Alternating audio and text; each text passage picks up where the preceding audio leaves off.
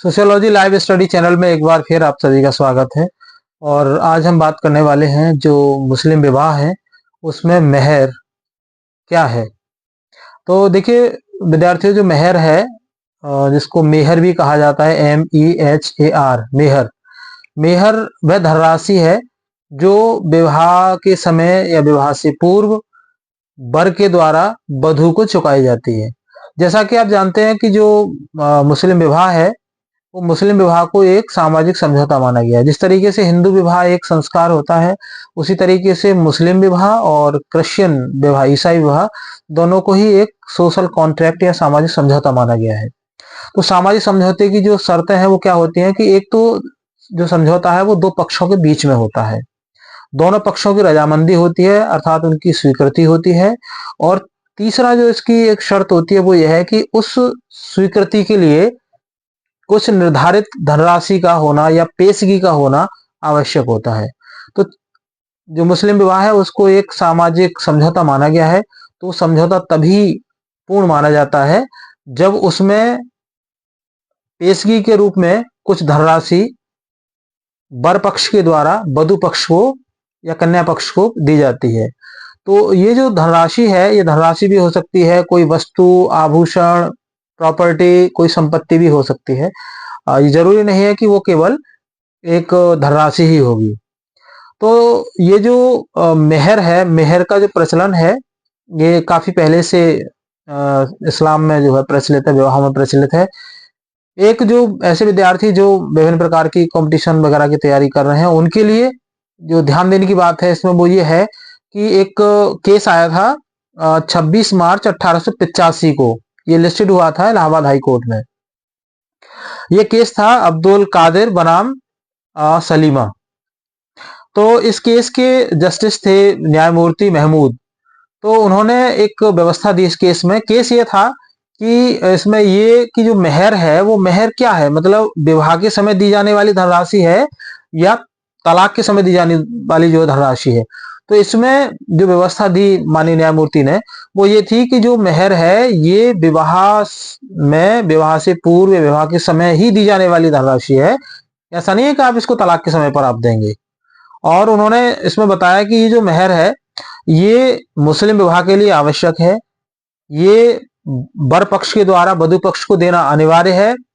और तीसरा इन्होंने इस जो जजमेंट था हाई कोर्ट का, उसकी तीसरी जो सबसे महत्वपूर्ण बात थी वो थी कि ये जो मेहर है वो क्या है, राइट ऑफ वाइफ, ये पत्नी का अधिकार है, इसलिए उसको ये मिलना ही चाहिए।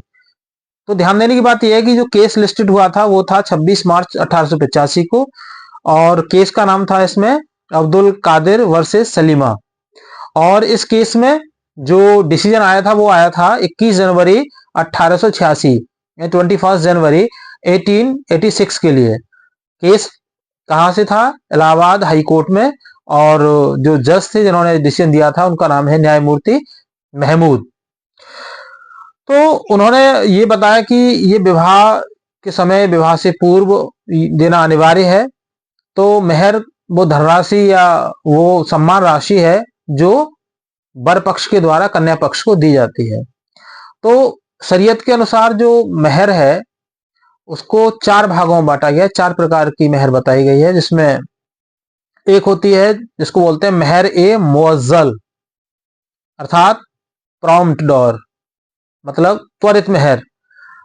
ये वो राशि होती है जो विवाह के समय तय हो जाती है, लेकिन इस राशि की जो डिमांड है वो स्त्री अपने पति से, अर्थात जो बीवी है वो अपने शौहर से सहवाग करने से पूर्व उसकी मांग कर सकती है। या तो ये उस समय उसका भुगतान करना होता है, और अगर इनकेस भुगतान नहीं किया जाता है तो वो स्त्री है ना, जो बीवी है उसकी, वो अपने शौहर से सहवाग, जो सहवास है उससे पूर्व उसकी डिमांड कर सकती है।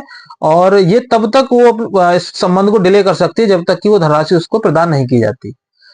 दूसरी जो मेहर है उसको बोलते हैं मेहर ए मुवज्जल या डिफर्ड, या इसको बोलते हैं स्थगित मेहर। ये मतलब वो मेहर है कि जो तय तो होती है, उसका उल्लेख होता है कि इतनी दी जाएगी, लेकिन कब दी जाएगी इसका उसमें कोई उल्लेख नहीं होता।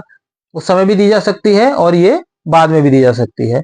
लेकिन इसमें स्पेशली है कि अगर मान लीजिए शादी के समय नहीं दी गई है तो इसका अमाउंट जो है डिक्लेयर होता है पहले से। जो संपत्ति है या जो आभूषण है, कोई प्रॉपर्टी है, वो उसका डिक्लेरेशन पहले से होता है।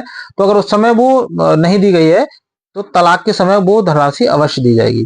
तीसरी जो मेहर है, तीसरा प्रकार है मेहर का, उसको बोलते हैं मेहर ए मिस्ल, या इसको प्रॉपर डॉर, या हिंदी में इसको कहते हैं उचित मेहर।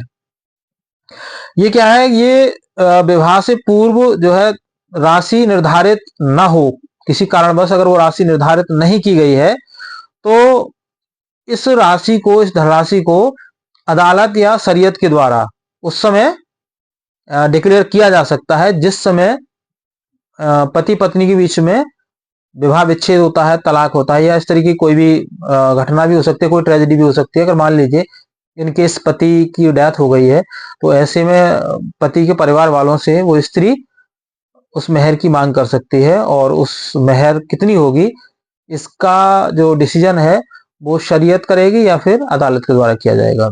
और चौथा इसका प्रकार होता है जिसको कहते हैं हम मेहर ए मुसम्मा, अर्थात निश्चित मेहर, स्पेसिफाइड डॉर कहते हैं इसको। ये वो है जो विवाह के समय जो निकाहनामा लिखा जाता है उसमें तय हो जाती है और इसका भुगतान उसी समय कर दिया जाता है। तो विद्यार्थी आप याद रखेंगे मेहर के कितने प्रकार हैं? 4। नंबर 1 मेहर ए मुअज्जल, मेहर ए मुबज्जल, मेहर ए मिस्ल और मेहर ए मुसम्मा। दूसरा जो एक बार फिर मेरे दोबारा से इसको हम बात कर लेते हैं कि जो उद्देश्य है वो क्या है? महिला के लिए सम्मान। ये महिला के लिए सम्मान राशि होती है जिससे महिला जो अपना समर्पण का भाव उस व्यक्ति या उस अपने पति के प्रति कर रही है, उस पति के तरफ से उसको ये गिफ्ट मान लीजिए, या इसको हम सम्मान राशि कहते हैं। और जो तीसरी जो सबसे महत्वपूर्ण बात है वो याद रखने की यही है कि अदालत ने ये डिसीजन दिया था केस में जिसका नाम है अब्दुल कादिर वर्सेस सलीमा।